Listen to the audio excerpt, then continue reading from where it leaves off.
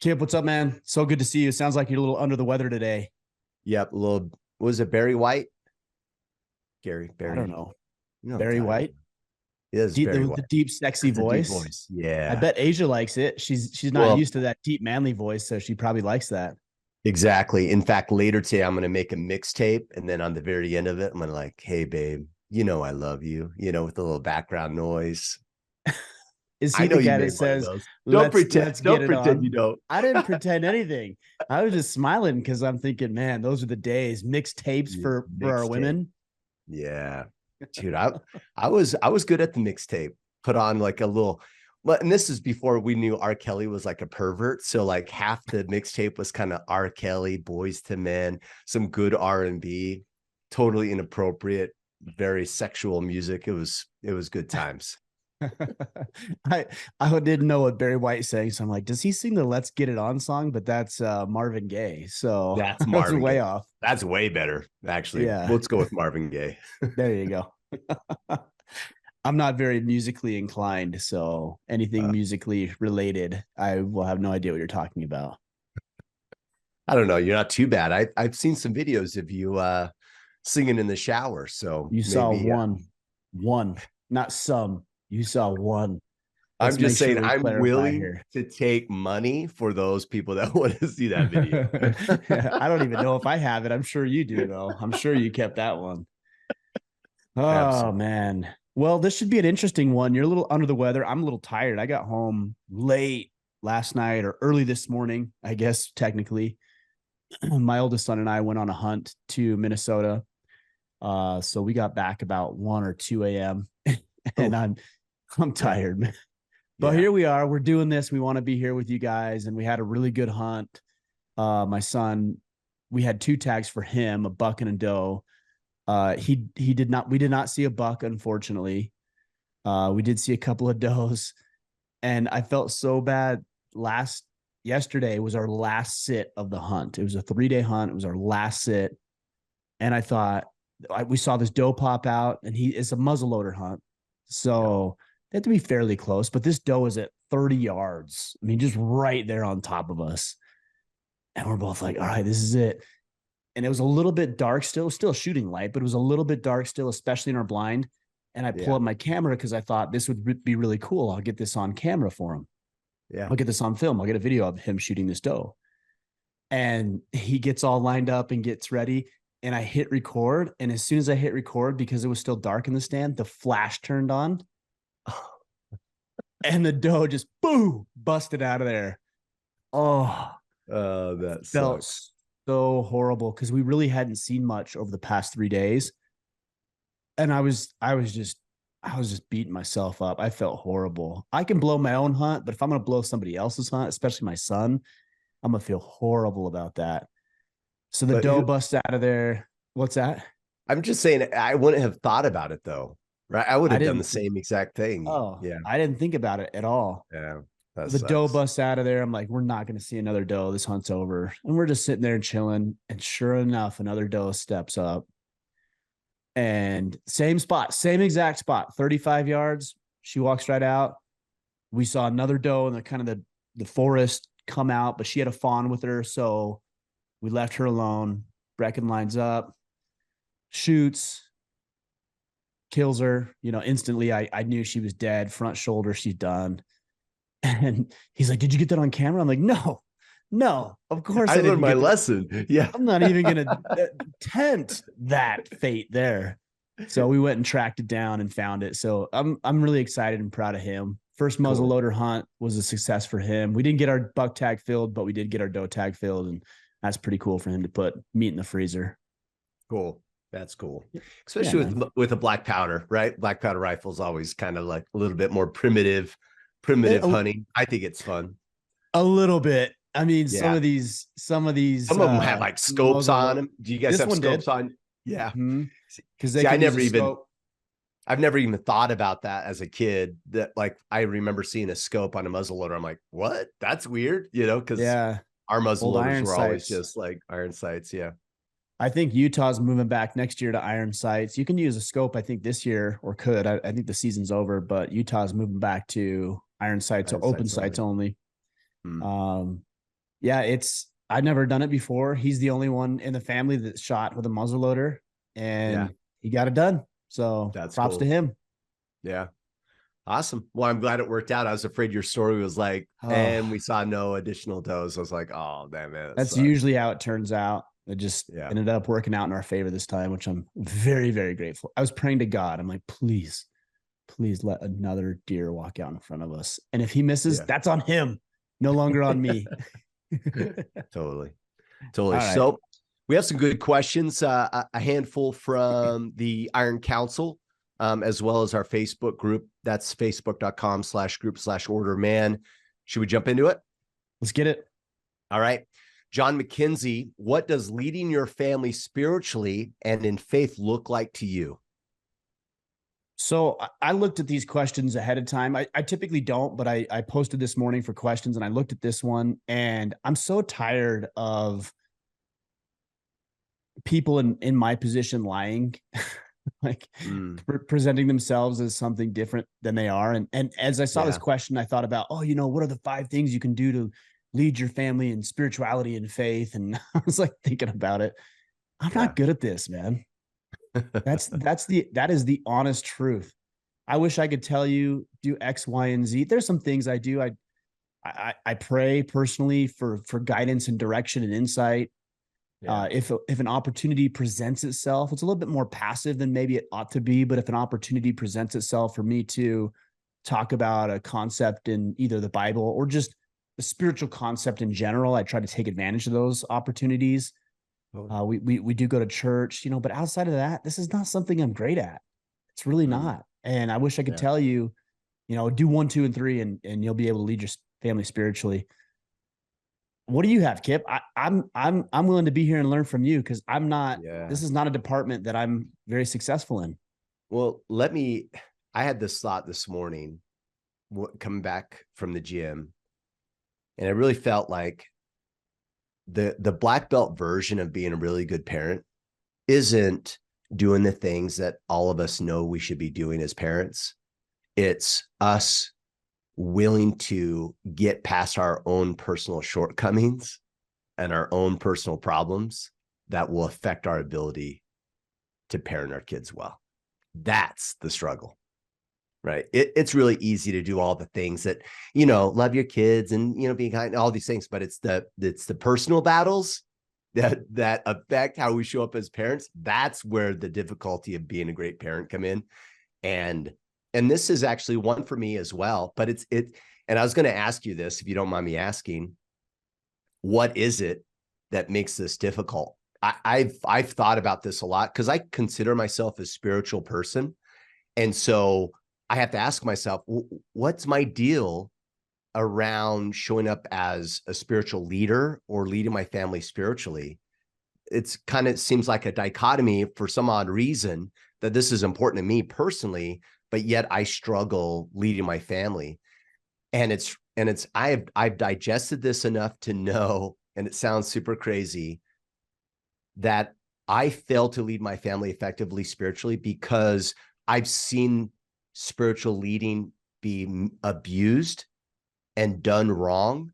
And so I've been so overly cautious about how I show up as a spiritual leader at my house that I don't want to come across that way. Does that make sense? And Yeah, use but it as a tool. And it's super, and I know better, but it's this battle that I have, and that's my struggle. I'm going to be really careful in the way I say this because I don't want it to be directed at you or anybody else. I'm so tired of hearing men say that. I hate that. What I just said, I though? despise that. Like I do, man. I hear guys, and look, I'm not discounting what you went through. I don't know what you experienced. I'm not Totally. discounting that. Man, somebody could have taken advantage of you. Somebody could have exploited you. Heaven forbid, somebody could have abused you physically, mentally, emotionally, spiritually, sexually, whatever. I'm not discounting that. Guys, you know better. Like, that's not spirituality. You know that. Yeah. And so many guys are like, oh, yeah, well, I don't go to church anymore because I had this pastor 10 years ago. He's a fucking asshole. Yeah. It's like, oh, do you think that's what I'm getting fired up. And here's the rub. Here's the rub. There's value. Well, how's this? Step one is, why am I not? Step two is acting accordingly, right? And what I'm hearing you say is people don't act accordingly. Like I was even listening to, and I'll save the name, but I was listening to a really popular influencer on Instagram, and they were talking about religion. This guy goes, well, you know what? Religion is not really for me because, people are really self-righteous that are religious and blah, blah, blah, blah, blah, blah. And that's his excuse, right? And I remember getting fired up going, what? Hold on. So your basis of whether spirituality or religion is important in your life is due to the surface level judgment of people being self-righteous, right? And you just stop there versus going, well, why are some people self-righteous? And how does that differ from religion? And is this still serve me? And then you execute anyway, right? Yeah. So I think it's important to understand, like, man, why is this a thing for me? But complete the thought and go, okay, but I'm going to do this anyway, or I should do this anyway, or I'm going to move beyond that and I'm going to understand and use that understanding as a catalyst to do what's effective. Yeah. Yeah. I agree with that. And I get fired up. I get a little passionate about this one because look, we talk about sovereignty and I think when we do that, we're relinquishing our sovereignty. And it's kind of an interesting word to use in the context of faith, because we actually are voluntarily giving up our personal sovereignty over to God's authority, his sovereignty. Yeah. So it's kind of an interesting word choice. Yeah. Through agency and choice. But when you choose to falsely attribute something, that's on you. Yeah. And that's what it's a false attribution. I wrote down here, it's the wrong diagnosis. So guys will say, well, I'm not spiritual because I swore earlier. I'm trying not to swear, but I get fired up and I do sometimes. But hey, I'm not spiritual because my pastor, he was a child molester, comes out, he's a child molester. I'm not condoning that by any means, but that's the wrong diagnosis. That's like going to the doctor and saying, hey, my arm hurts. And the doctor's like, cool, let's put a cast on your leg. What does that have to do with anything? Yeah, totally. So we can regain some of our sovereignty through our personal agency and choice. Those are the words you used, and I like those two words. That makes sense to me. And also follow his will. But don't wrongly attribute a human being's flaws. I mean, you could even say the same thing about me with what I've gone through over the past year and a half. Like, and I've had guys, oh, that's hypocritical. Well, it's not, because I believed in everything I shared with you. I just failed at times to implement it in my own personal life. That doesn't make me hypocritical. Hypocritical is me telling you one thing, but believing something entirely different. I don't. I believe in what I'm sharing with you. Okay. But if you're like, well, I'm out of here. Yeah, Ryan, 5 years ago, you may have helped give this information that helped me save my marriage and get things back on track. But now I'm out of here. Wrong diagnosis. You propped me up on a pedestal that I didn't belong.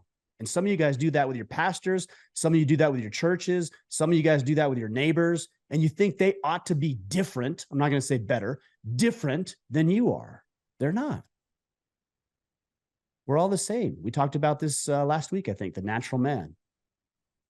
A little bit of a tangent and a little bit of a rant right there. But guys, like, I really want us to attribute correctly what's actually happening here.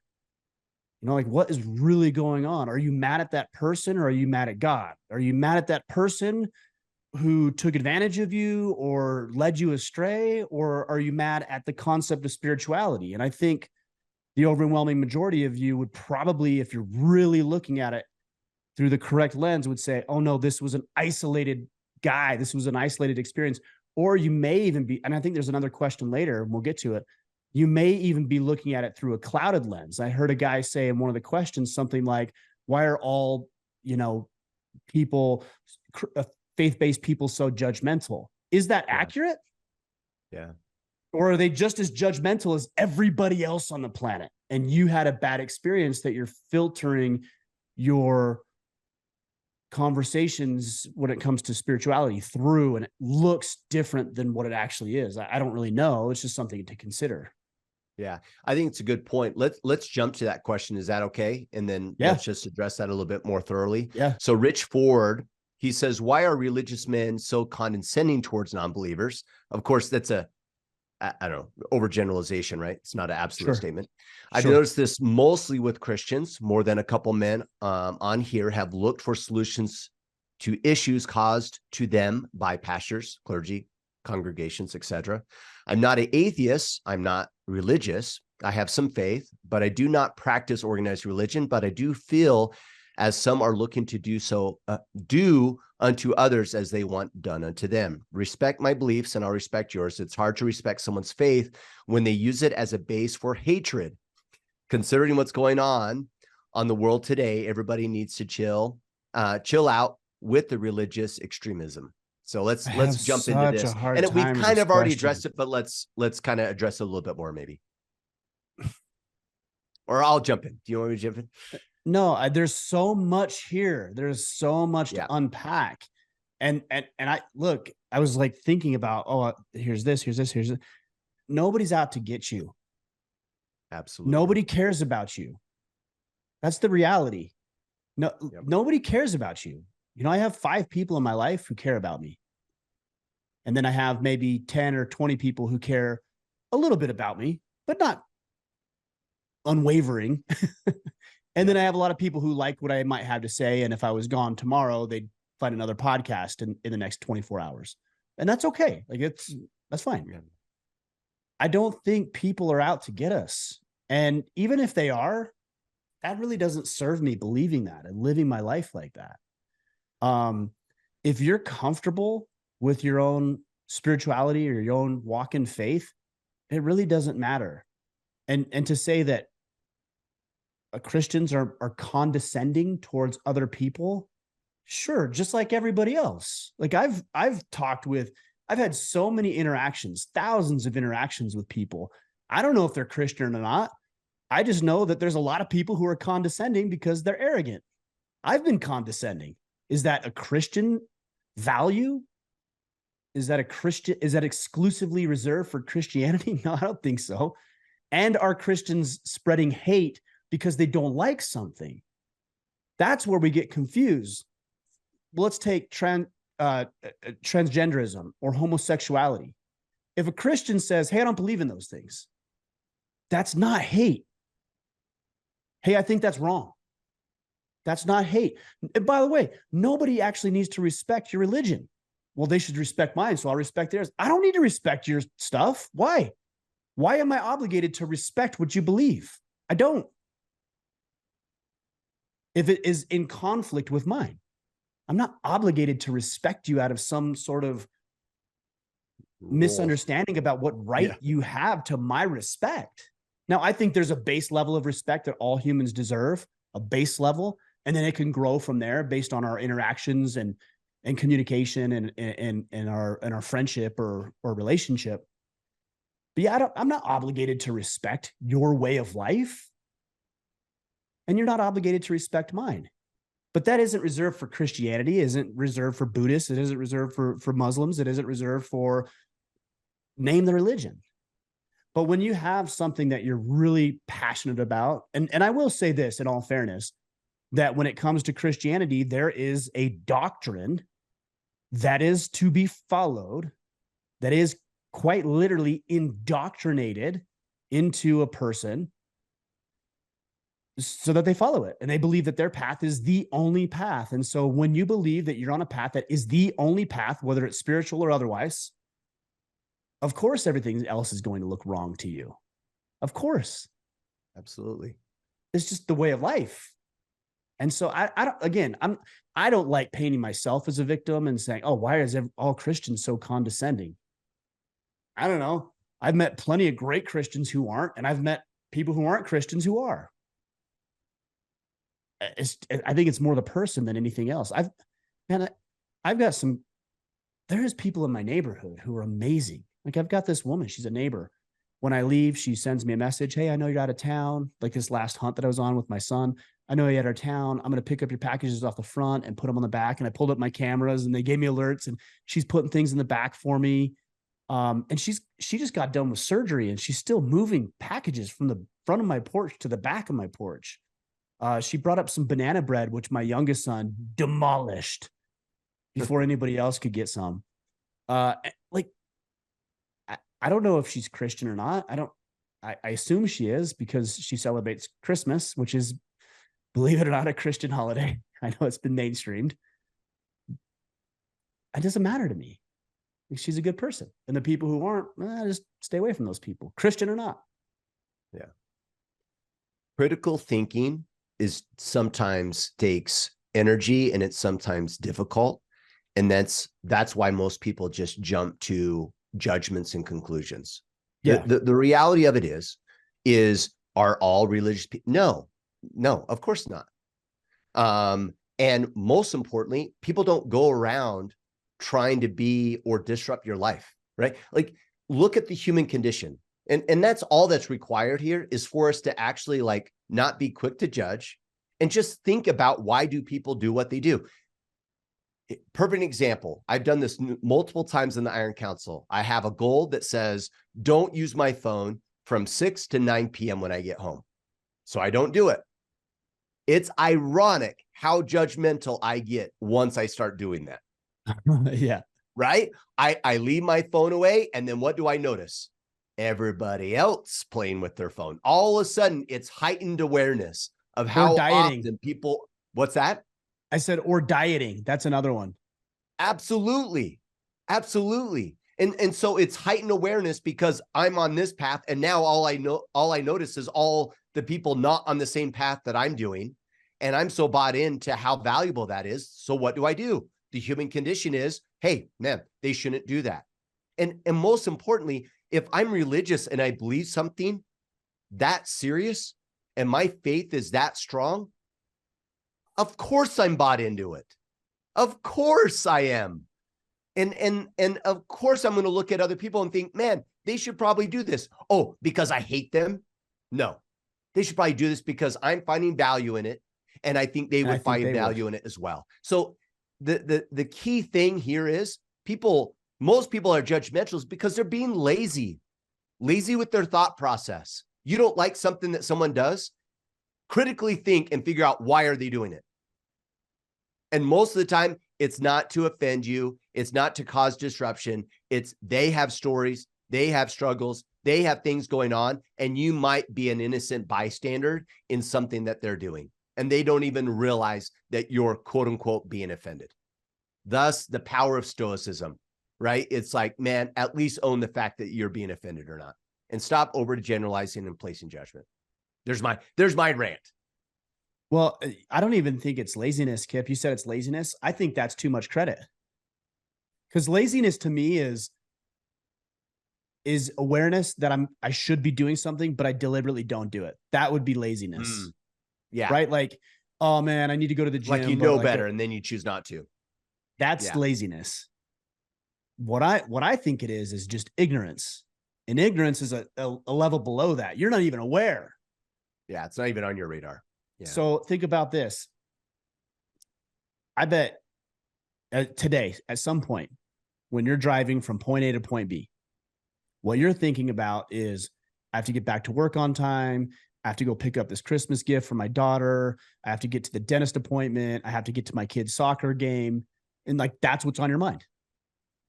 How many people do you think you cut off on the way to any of those things?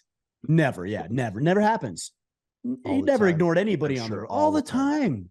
We cut people off. We do dumb things. We don't use our blinker. We don't offer somebody an opportunity to merge. Not because we hate that person. We don't even know who that is. We don't even know they exist. Just because we're focused on getting to the soccer game on time. That's it.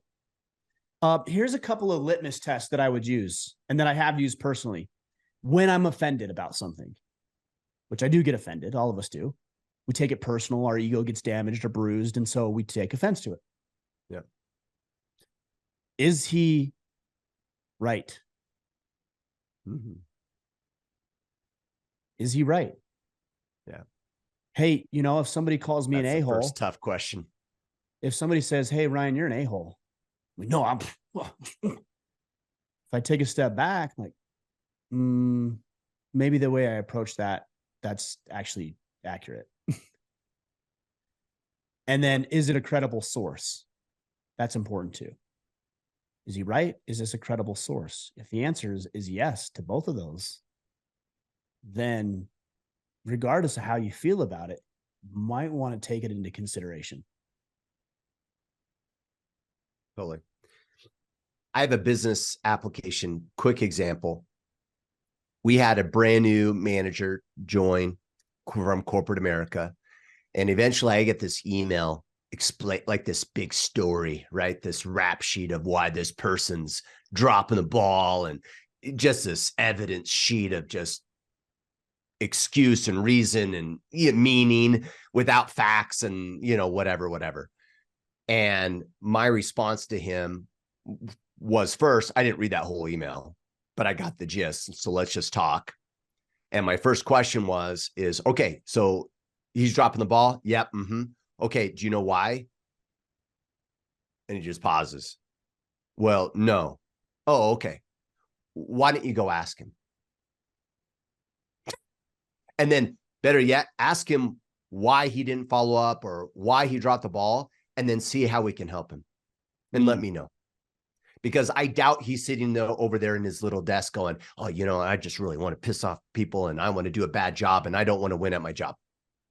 Of course he is. He wants to do good. We all want to be great at what we do. So when we're not, and that affects other people, then go ask the effing question and say, hey, what's going on? How can I help you? And then help them bridge the gap of performance and figure out what the issue is. Get the full set of data, right? Man. Well, and allow that person to defend themselves. Yeah. Especially if it's out of character. Yeah. Kip, you show up all the time. Every week you show up. Sometimes a little late here or there, but you're always here. 5 minutes late today. If one day you didn't show up, I didn't hear from you. And even if you're going to be late, you still message me. You're like, hey, I'm running 5 minutes behind last meeting. Cool. No problem. If one day it was 9:15, 9:20, 9:30, I didn't see him on the call, no text, nothing, I wouldn't be mad at you. I'd be like, oh, is Kip okay? Yeah, you'd be messaging my wife going, hey, Kip's MIA. Something's wrong. Yeah, something's up. Because it's so out of character for you. Yeah. And so that's one thing that we should look at is, what is this guy's? So there's a great book called Left of Bang. I can't remember the author's name right offhand. He was on the podcast years and years ago.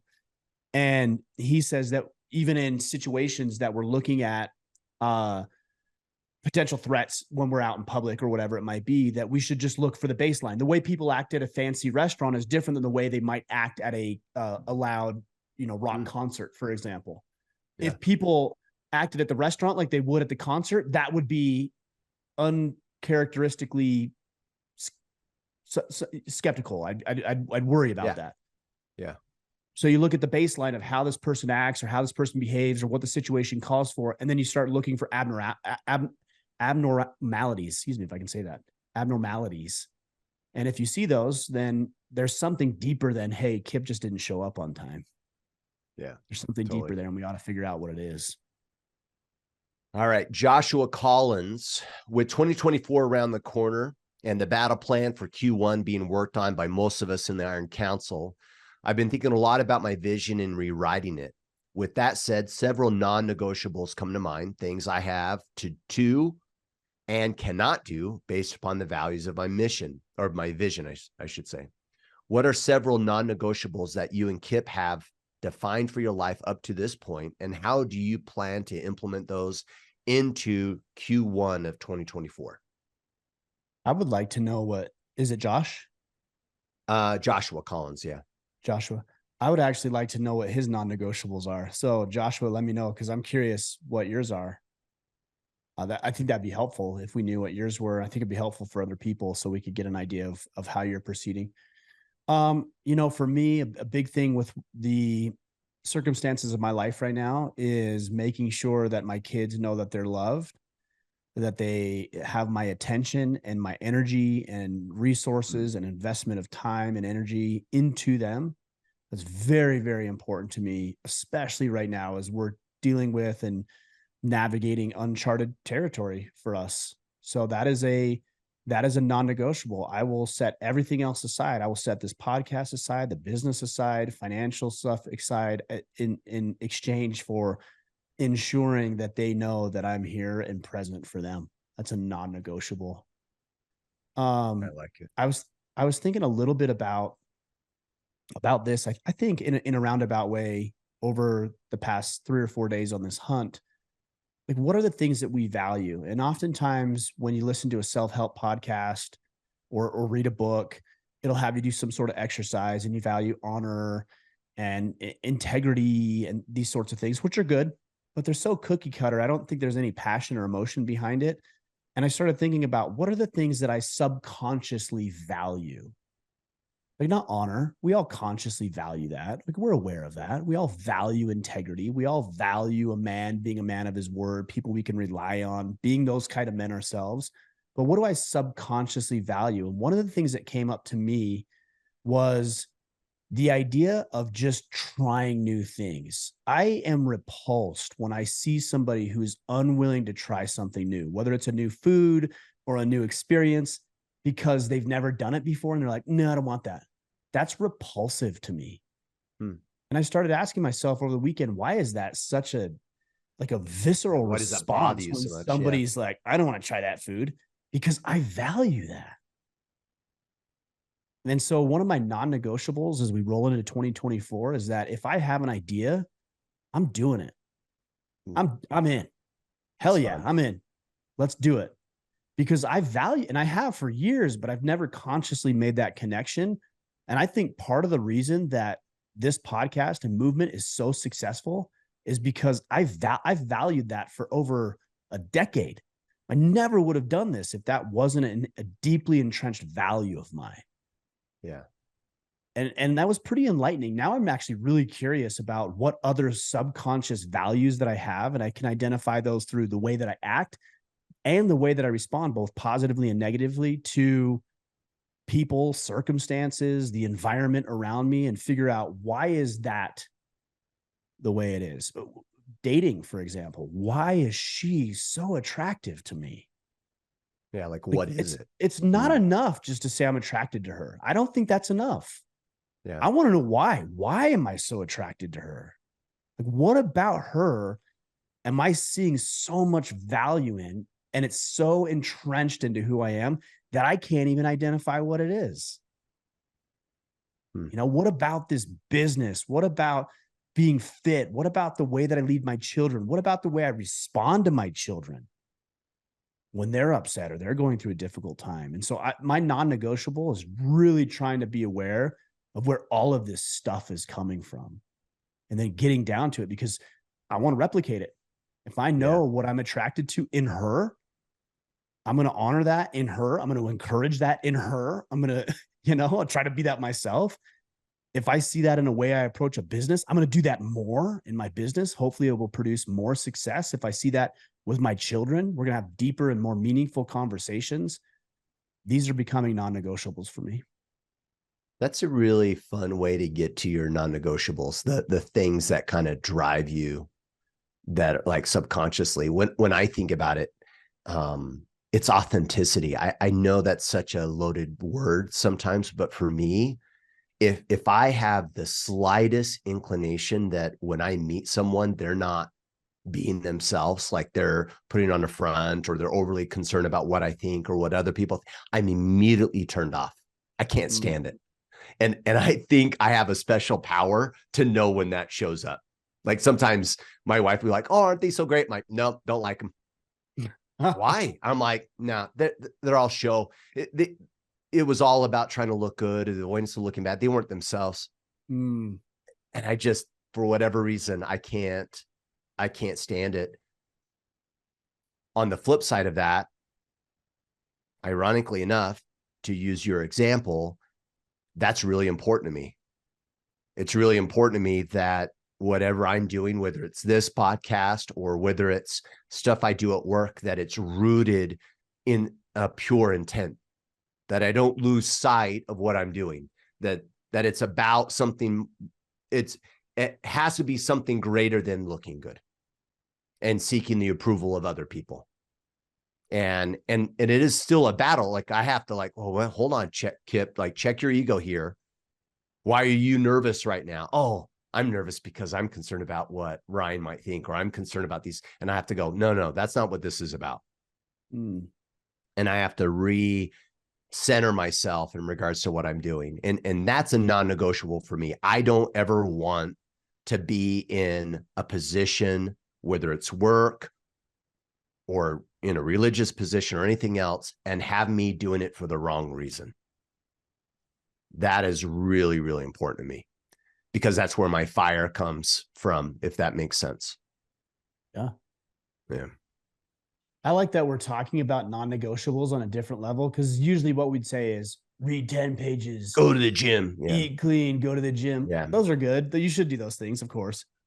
Yeah. One of the things as you were talking about this, Kip, that came to mind for me is doing things the right way. Yeah.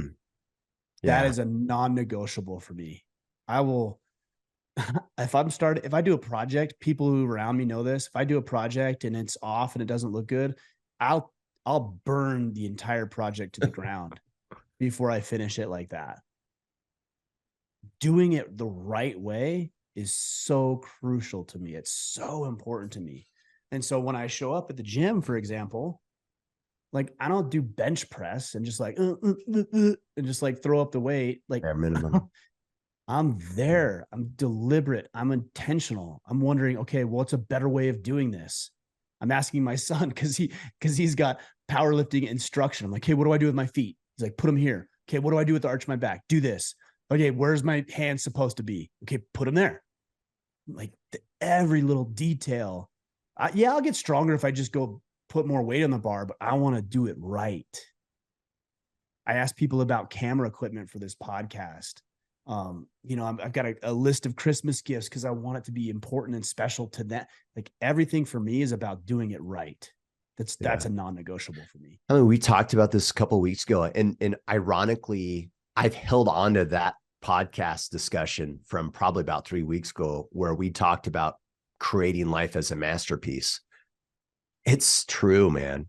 And it's not just about Ryan wants to do it because it makes him look good. It's like, no, if you're going to do it, like have pride in it, feel good about it, right? Like do it for the right reason and be fully in. That's all part of kind of creating that masterpiece, at least is what I've taken away from our conversation from a couple of weeks ago and even now.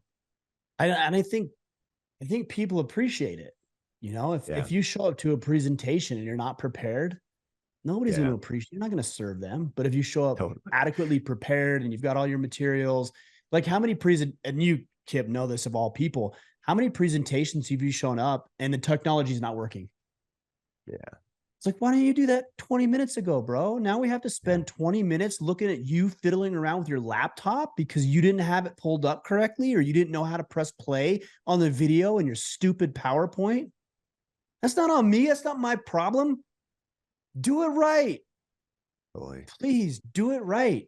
If you're going to take your wife on a date, take 20 minutes and run down to the car wash, get all the McDonald's cheeseburger wrappers and Big Macs and whatever out of there, vacuum the damn car, spend $20 on having the thing cleaned and go pick her up the way that she deserves to be picked up. Not you with your clothes from work and just showing up in the bare minimum and sitting around and being like, show up fully and present. Totally. Talk about an impact with really not that much effort. It's like the extra 10% that nobody else thinks about. Or if they do, they're too lazy, to go back to our point earlier, to do anything about it. Be the 10% guy, not the 90% guy. That's easy. 90 is easy. And I think we do that for we have a tendency, if the thing is not big enough, then we'll downplay its importance and then quality dips versus, no, I'm going to win at whatever is on my lap, whatever opportunities presented before me, I'm going to win and make it a masterpiece. We have a tendency to go, oh, it's not until that meeting or that conference has over 500 people, then it's a big deal. Then I'll present better. But if it's just 20 people, then, no big deal. Yeah. What I would say to that is, if it's not a big deal to you, then don't do it. Yeah. Yeah. If having 10 guys on the call is not a big deal, it's not important to you, then just don't do it. Yeah. Otherwise, why are you there? Go spend your time doing something else. That's fine. No problem. I respect that, actually. Yeah. Don't show up not ready to be all in. Yeah. Good call. All right. Next question. Justin Bolden. When working hard towards a goal or standard in life and then falling short of that goal because of your own inability to follow through, what changes need to be made in order to get yourself and your mindset back on track towards the task at hand? I'm trying my best to stay on the path of following through with my self-made commitments, but I sometimes falter and come up short. I know the answer can be simple as do what you'll say you're going to do, but how do you both individually deal with scenarios when you come up short? Non-negotiables. I am a man who can be relied upon. If I tell you I'm going to take out the trash, I'm going to take out the trash. If I tell you I'm going to be there at 7 o'clock, I'm going to be there at 6:59. It's a non-negotiable. It's in my DNA. You cannot extrapolate that from who I am anymore. Now, I haven't always been that way. And not in the not too distant past, I haven't been that way. But that's what I value. And if your sense of value and pride and honor is derived from being a man who completes and follows through on the things he says he's going to do, this is a non-issue. Even if you don't want to do it. And there's been plenty of things I don't want to do. I'm working on a little project for Christmas right now for one of my boys. I don't want to do it. I'm tired of it. But it's December 11th. I got 2 weeks. So guess what I'm going to be doing today? Because that's a non-negotiable. There's no question of like, oh, I don't feel like it. Maybe I'll do it later. Maybe no. Nope. I'm going to do it right now. So I think once you adopt that sort of mentality, the rest of it starts to fall into place. And please know that you're not abnormal. You're not different than anybody else, than Kip, you or me or any other high achiever that you might know or listen to on a podcast or read their book. They don't have it figured out. They just have something they're striving towards. And that aspirational element of their life makes them continue to press on when they don't feel like doing it. So yeah, I know it's trite, and I know just saying just do it it's not great advice. But I think if we get deeper than that and we really think about what kind of man am I? You could take everything else away from me. You could take my kids away from me, my family away from me, my finances. You could pull me out of this house. You could take the podcast away from me. And in that moment, all my clothes, I'm bare naked. I'm standing there alone and miserable. What kind of man am I then? Am I a wealthy man? No, because I don't have any money. Am I a loved man? No, because I'm lonely. Like, there's no externality that I can cling on to that's going to identify who I am. Now it's just me. And who am I in that moment? A guy that shows up fully, a guy that goes all in, a guy that does it right, a guy that follows through on his commitments. And guess what? I won't be lonely and broke for long if I do those things. Totally. This is the power of ensuring that our goals and our visions are rooted on the man we are being and not just the circumstances and results. Results come from behaviors, and behaviors come from mindsets, right? And so who are you? What kind of man are you? Agnostic of the results, regardless of the byproducts of our actions, what kind of man do you show up today? And what's great about it is you can recreate it today, right? But when our goals are, oh, I'm going to be rich, or I want to do this or whatever, it's okay, then I'm going to delay fulfillment when the goal gets reached. But when we focus on actual mindsets, I could do that today. I could be that man right now. I could show up insanely powerful over the next 2 hours if I choose to be. I don't need certain circumstances. I don't need life to align a particular way. I don't need any of that. regardless of what the next 2 hours ends up being for me. I could do it as a powerful man, and that is a choice I can make right now, regardless. Now, I'm not saying we don't have goals and we don't work towards something, but sometimes I have a tendency, and I'm projecting because I do this, where I'll be like, oh, well, when this happens, then I will be whatever. It's like, F that. Be it now, right now, in the next meeting, how you show up on the mats, in this call, when I call my mom or whatever, be that person today. And Justin, that's how you get back on the path, because you don't need anything. You don't need circumstances. You don't need results. You don't need anything to show up powerfully, because we are focused on the man we are being, not necessarily just the results that we produce. And ironically enough, the results just follow. Absolutely. Everything that you want, a marriage, wealth, a business, a relationship with your children, the body that you want, like everything that you want, that's a given when you start doing the right things. It's just a given. I don't have to focus they're on the body. byproduct. Yeah. Yep. Yeah. Yeah, absolutely. Cool.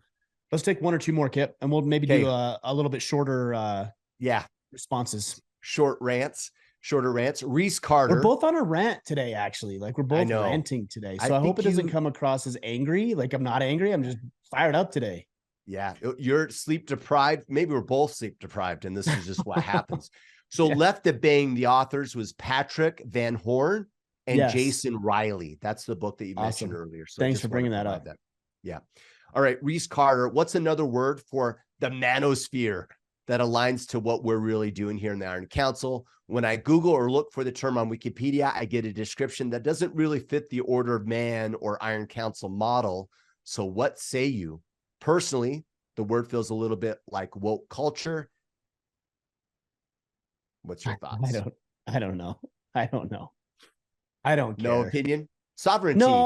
No. I mean, look, I have an opinion. I think the manosphere is generally, I'm just speaking in generalities, and I know there's not everybody in this camp, but I think is generally a little bit bitter, a little bit angry towards society and women in general, a little bit victimization, a little bit of the male equivalent of third wave feminism.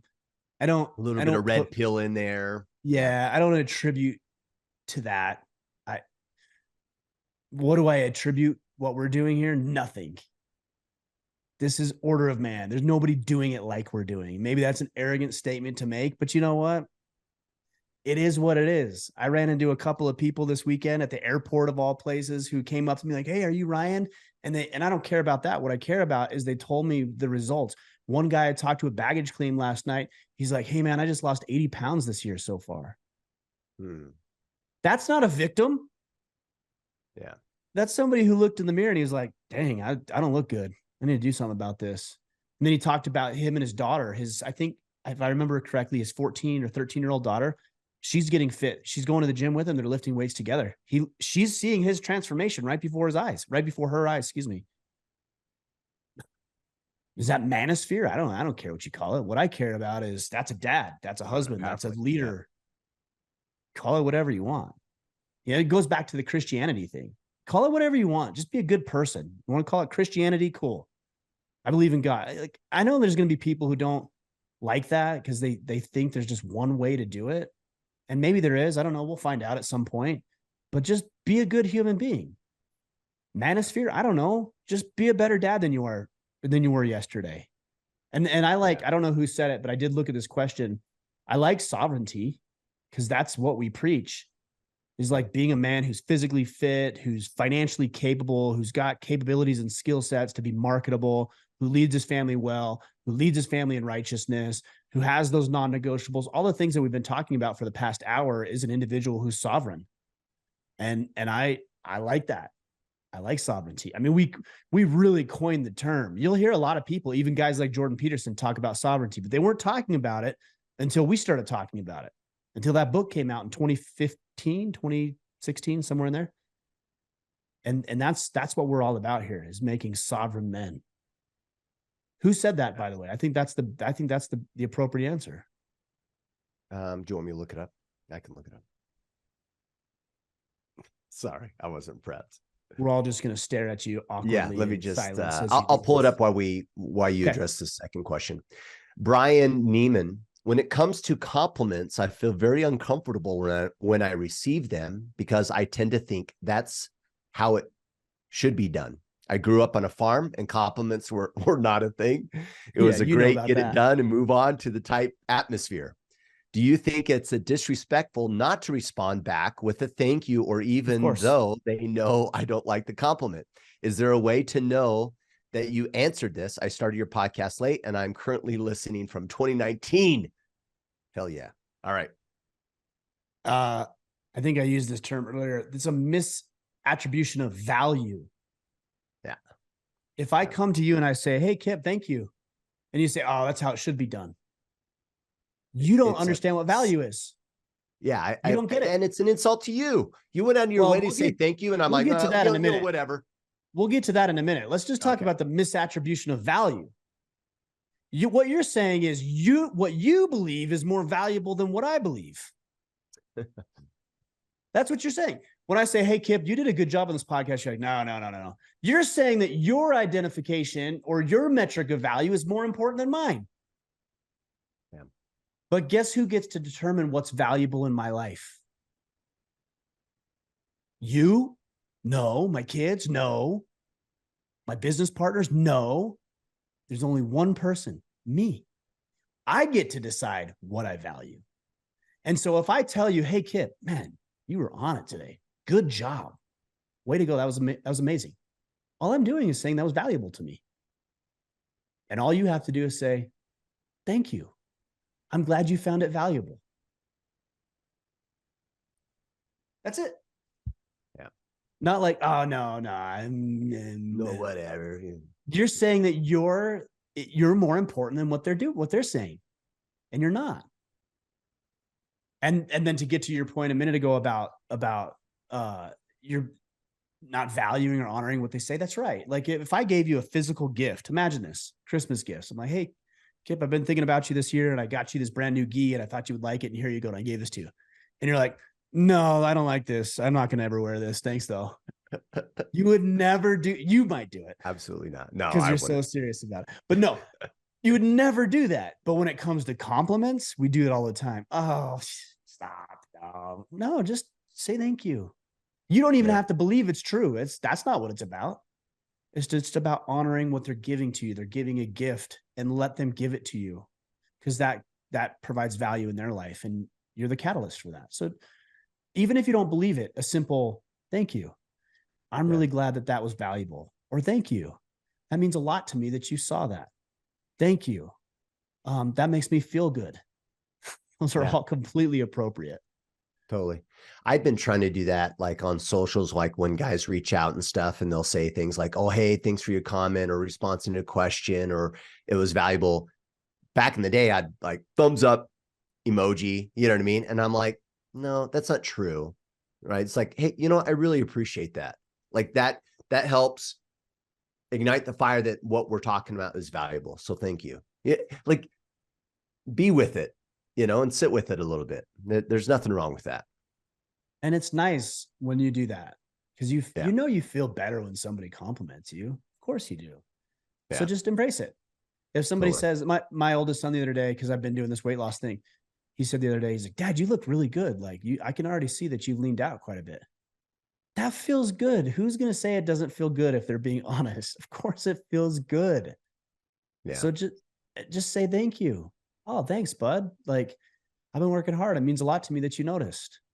Thanks.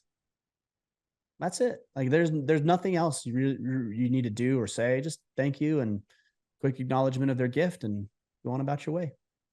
Totally. All right. Next question. Levi Brickley. This guy's getting after it here. He says, over the last year, I've paid off $19,000 of credit card debt. Nice. Quit drinking alcohol 5 months ago. Lost 55 pounds and been consistent in the gym and have taken the famous Jordan Peterson's quote, clean your room, to heart, but applied it to the house. I feel mentally and financially, physically, and spiritually healthier than I've ever have in my life. awesome. Of course. I met a woman, 31, who is great. Our morals and values, long-term desires align. We've been dating for 2 months, but have not gotten serious. Every time we discuss it, it's been something holding her back. She brought up last week that her ex of 2 years contacted her for the first time in 4 months. The result of that is she feels conflicted between him and I. I feel that my current position compared to his, I'm an obvious choice. What are some insights to how to effectively navigate this situation? Do I pursue? Do I give space? Or do I follow the common mentality of she doesn't see your worth, the worth that, and leave her? My goal is to operate in empathy and compassion in the situation, ultimately follow the purpose God has, just having a difficult time navigating the situation. Well, I want to address that last thing about the ultimate purpose that God has. Number one, you don't know his plan for you. And number two, she has agency also. So God's plan for you, even though you think it's God's plan, may not be taking into consideration her plan, which lacks empathy, which is something you said you want to be. So I think you can leave, and I think you can be empathetic. Hey, babe, I can see how this is hard. You've been with this guy for 10 years. You have a child with him. I'm making a few things up here. Okay, whatever. Yeah. But you've been with this guy. You have a kid with it. I understand this must be a difficult decision for you. And I can see how it would be. But I'm not willing to be a choice. If I'm a choice between me and somebody else, my choice is to go be with somebody who doesn't have to make a choice. And so I respect where you're at.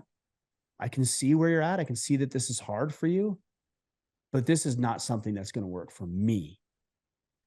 And until I'm ready to be your only, then I'm not interested in this. That's hard, man, especially with a woman that you love, because you love her, right? Of course you do.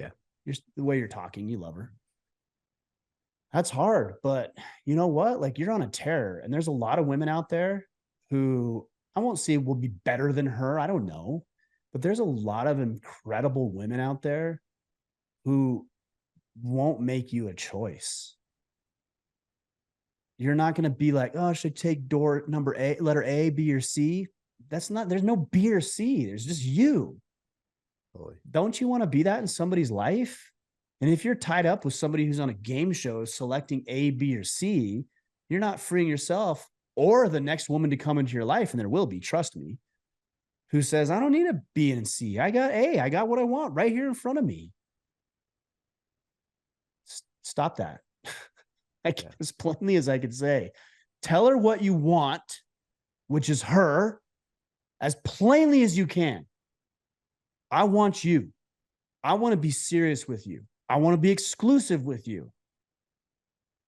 And if you want to do that, I'm willing to be in this. And when I say in, all in.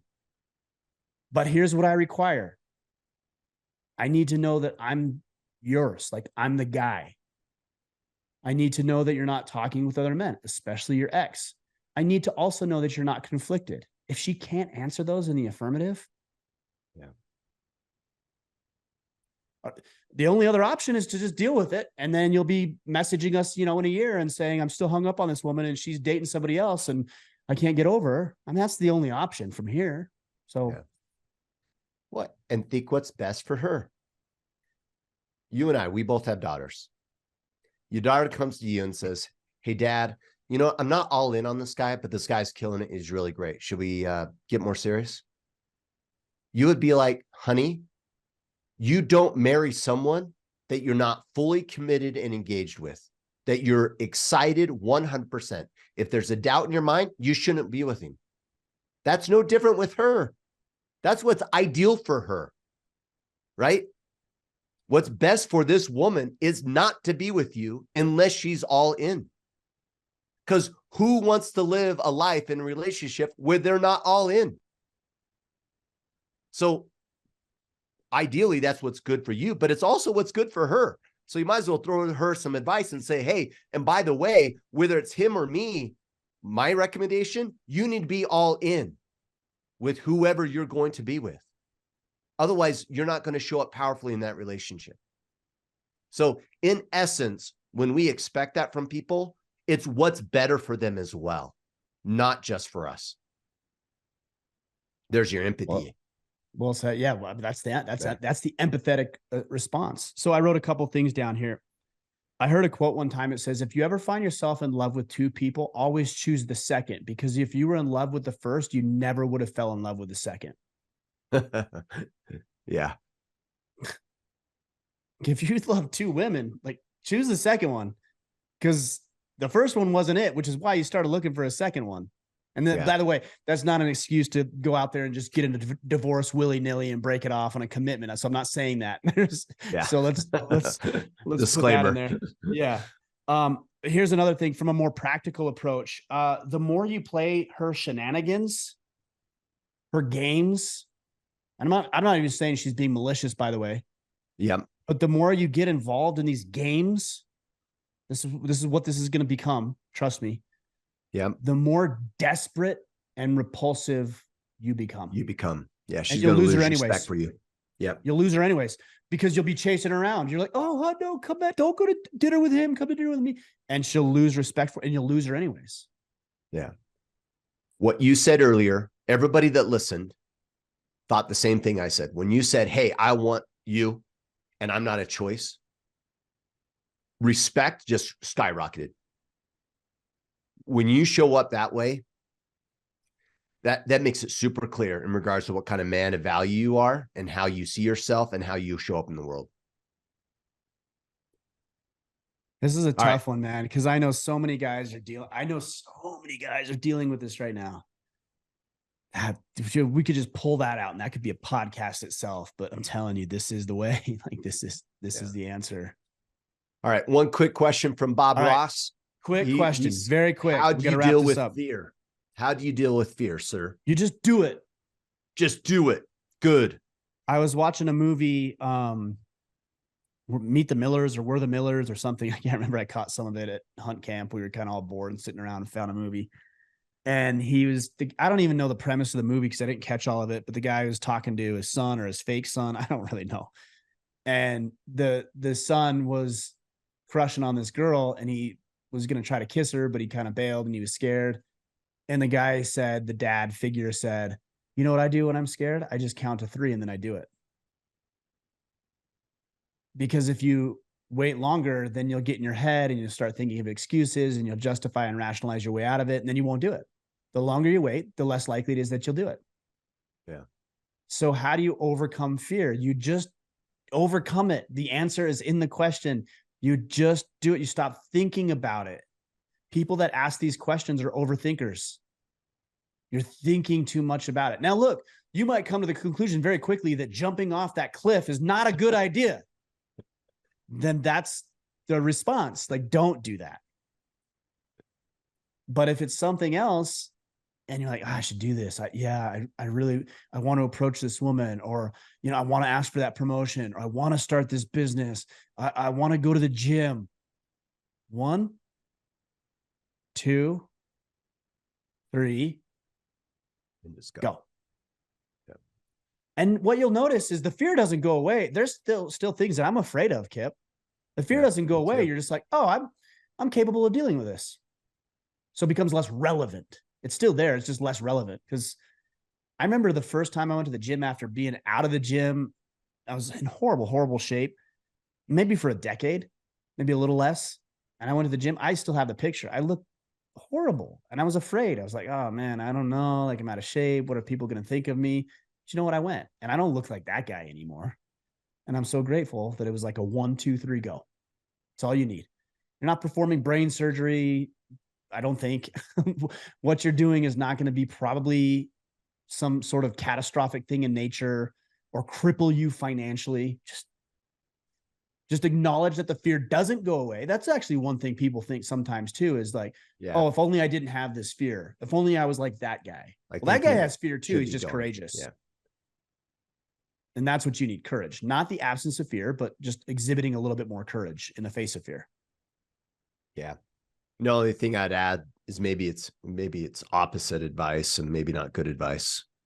because now I think about it, it's kind of in the thought of thinking, but should you do it should be the first question, not what will happen. And I think that's where we get wrong. We go, oh, we'll go to the gym. What will happen? What's the byproduct? What's the results? No, the question is, should I have that conversation? Should I do this? Yes or no? And if the answer is yes, then identify how you can do it effectively and then execute, right? But if you really think about most of the things that we stop ourselves from doing, it's because we jump to the conclusion and we have all these assumptions of what's going to happen. It's like, well, no, just ask your question. Should it be done? Yes or no? And if the answer is yes, then do. I really like that. I would just change the phrase a little bit. Yeah. And maybe this gives the guys a different context to look at it. Should I do it is really good. Another one is this right? Yeah. I like that. Well, I don't know because blah, blah, blah, blah. You Is it know, the right you thing to know, you know. If there's a woman, we got a guy in the Iron Council that's asking me, he's like, hey, I'm interested in this woman. And maybe it was on a Friday Field Notes or Ask Me Anything. And he's like, hey, I've got this woman I'm interested in. And, I only see her in a professional setting, but I want to approach her. Is it the right thing to approach her? Of course it's the right thing. Why do you think she's there? Of course it's right. Yeah. You know it's right. She might know it's right. You're just assuming all the things that are going to happen if you do, and then you're making it question whether it's the right thing or not. And by the way, if she's like, no, I'm not interested, at least you can walk away with bigger balls than you had before. So of course it was the right thing to do. Yeah. If you've got this idea and this business idea, and you're like, I don't know if I should. Yes, you know it's right. You know, you've been thinking about it for a decade. You know it's the right thing to do. You just got to figure out, to your point, and a second ago, Kip, you just got to figure out how to do it effectively. But you know it's the right thing to do. That's already been established. So go on that alone. Yeah. I like it. All right. We have a couple things to call out here. Iron Council membership or enrollment happens on the 15th of this month. Literally, you have a couple days. 2 days until that opens up. So go to orderofman.com/Iron Council. That is to join us for starting in 2024. So don't delay. Once again, enrollment, orderofman.com/Iron Council to join us there starting in the new year. And of course, as always, you can follow us on Facebook, join our Facebook group at facebook.com/group/orderofman. Ryan, you mentioned last week, orders probably from the store, that store.orderofman.com, need to be in ASAP to get those by Christmas. You're kind of riding the fence at this point. So you're give it an attempt. You're walking a thin line right now because I've got orders. I've been hunting. This is a family operation, guys. Like, yeah, you're already probably backed up right now. It'll be done today. We'll be caught up on orders. But if you don't get it in the next 2 or 3 days, you're probably not getting it before Christmas. You might. I'll see what I can do. I make no promises. Excellent. And then do you have copies of Sovereignty, signed copies of Sovereignty in the store? Signed copies of the paperback edition. We don't have the hardcover copy. Also, somebody asked a question about when will the book be translated? So check this out. I just got this in the mail a couple weeks ago. So I don't even know what language this is too. So maybe somebody could help me understand. No, because they just sent it to me. I'm like, what language is this? Spanish? Is this Portuguese? I don't know. So here it is. So you guys listen. Tell me what it is. I'm going to butcher this. Manifesto de Masculinidade. Como o homem establece sua influencia, credibilidade y autoridade. That's the book. It's been translated. I don't know what language it is. Maybe one of you guys can tell me what language it is. All right. So leave those comments. If you're on Facebook, tell us in the Facebook comments. I butchered that. Or ping Ryan on X or Twitter at Ryan Mickler. Let him know what language that book is. So I butchered it. Hopefully you can actually tell what language that actually is. That is worst the case, it was the most gringo white version of me attempting this language. There you go. That's awesome. All right, guys. I appreciate the questions. I know we're a little fired up today. Hopefully we gave you some things to chew on and consider. Even if we're fired up, It's not at you. Hopefully we're calling you up. That's what we want. So if we come across as aggressive, it's because we care and we want you to win and we want you to succeed. And we know, I know, at least, I don't want to speak for you, Kip, but I know what has worked and I know what hasn't. And I'm willing to share both. And I can see it. I can see it when you guys are about to step into a hornet's nest, because I stepped into the same one 3 weeks ago. That's the only qualification I have here. And I'm saying, hey, watch out for that. So I hope it helps. All right, guys. We'll be back next week, or this Friday, I should say. Until then, go out there, take action, and become the man you are meant to be.